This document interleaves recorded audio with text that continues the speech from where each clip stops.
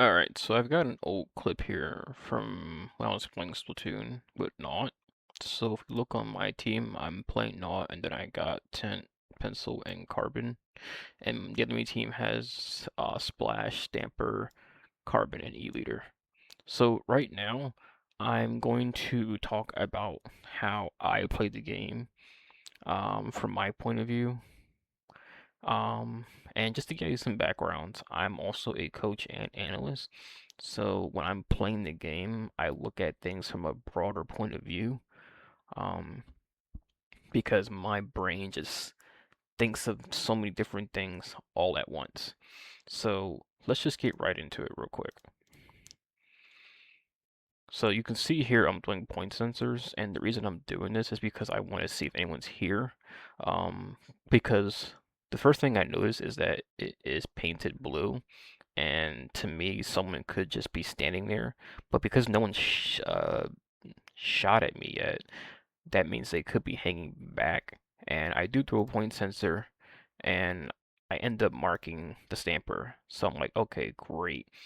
I know where the stamper is, and based on where I'm at, I should I should be able to fight him with little to no problem, right?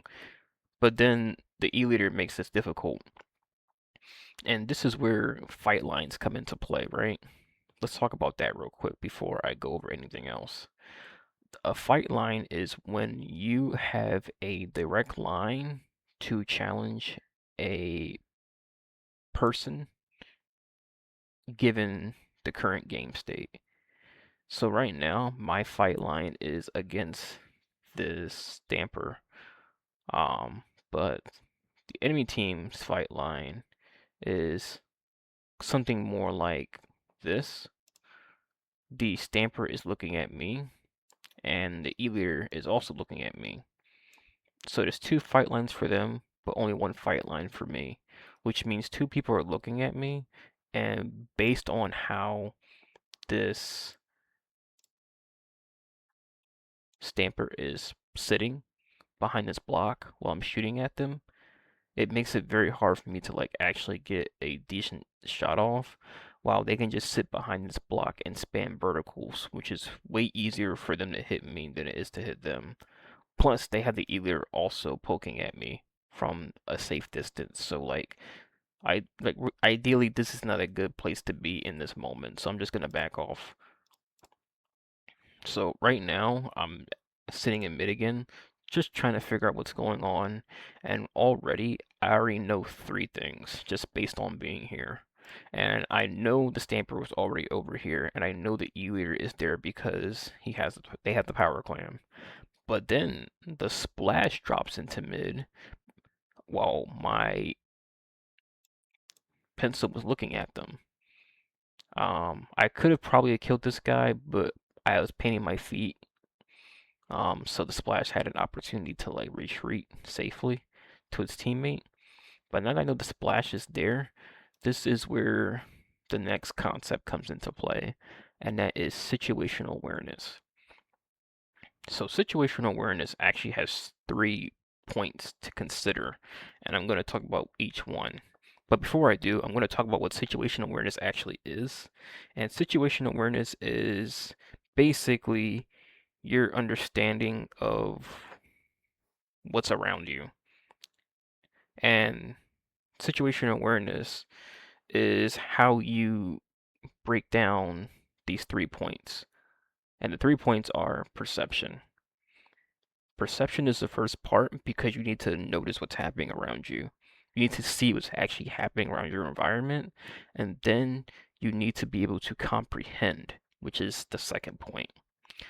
Comprehension is basically interpreting what you're seeing, and then when you see that and you like understand like, okay, this is where these guys are, like this is where the Splash is, and this is where the Stamper is, and this is where the E-liter is. And based on my previous encounter with the Stamper and E-liter, I know that being on the stack right now is not a good place to be, right? That's my comprehension. So now I need to predict something here, which is my next part, and that's projection. And basically, as I already just said, projection is your ability to anticipate or predict what will happen next.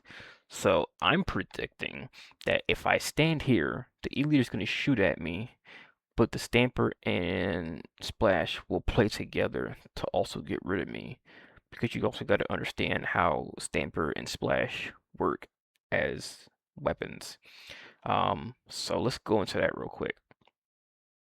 So if a Splash is throwing burst bombs at me, right? I'm taking 35 points of damage or 60 if it's a direct hit. Um, and if a Stamper were to, that's an ugly 0, were to hit me for like, let's just say it hits me for a vertical, that's 70. But it can also spam horizontals, and that's 35 points of damage for each horizontal that it does to me. So there's a lot of damage combos that are happening with these two. There's a lot of damage numbers and opportunities for different ways for them to kill me, along with the fact they have an E-leader that's helping them from a very safe but advantageous position. So basically, if I fight these two guys together with the E-leader, I'm dead. So I understand that these two guys are going to play together and they're going to stay real close. So the idea is to not challenge them. So I need to be able to figure out a way to get around this somehow. So for me, my idea is to do one of two things. And you're going to see that in just a sec. The first part is I'm going to sit here and shoot whoever moves up the stack. And if that doesn't work, I can rotate around to the bottom right and try my best to shoot anyone that might be looking over this ledge. That's my other option. Now, luckily, I do kill the E-leader, so that's already one person down.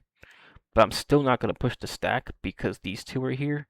But right as soon as I rotate, you'll notice the Stamper just dropped bottom right. And this is huge for me because now the Stamper is out in the open. Now, if we remember before about how I said how the Stamper was playing behind this block and making it harder for them to hit me, making it harder for me to hit them. Now they're in a completely open space with no cover, and they won't be able to use these blocks. So now I have a clear, direct shot at them because they're out in the open. It's a straight shot to kill the Stamper. Oops. So I killed the Stamper, and now here's my next thing. Right as I'm about to push up, my tent is pushing in. And then I hear and see Azuka coming in this general direction. Coming from that way. So that tells me that the Zuka that came from there had to have been who? The Carbon. Because the Carbon is the only one in this team comp that has a Zuka. So the fact that the Zuka came from the left side and came over towards where I'm at means the Carbon's on left. And based on my ability to understand the situation, I can predict that the Stamper will more than likely go in this direction, which is the quickest way to its teammate, and because it has paint there, so they're going to try to stay there to help their teammate. Now, this guy backs away because he can't do anything with this 10 here. So if he backs away and goes up to this block, he can actually pop Crab Tank. The roller, the Carbon, is still going to come in this direction because there's paint and it might try to like shark out whoever comes in this direction. But like I said, I predicted this based on my ability to assess the situation and just using spatial awareness, which is tied into situational awareness. Because I knew the Carbon was on the left and was likely to come over here, I'm going to back up a bit and just throw a point sensor.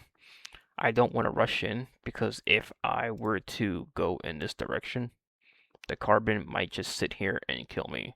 And if I die here, then that means that the Carbon has a little bit more leverage to play in this area.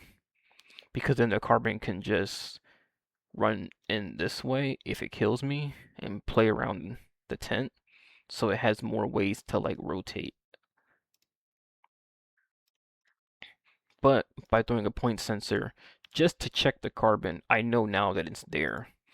And now that the carbon knows it's marked, it's gonna jump out.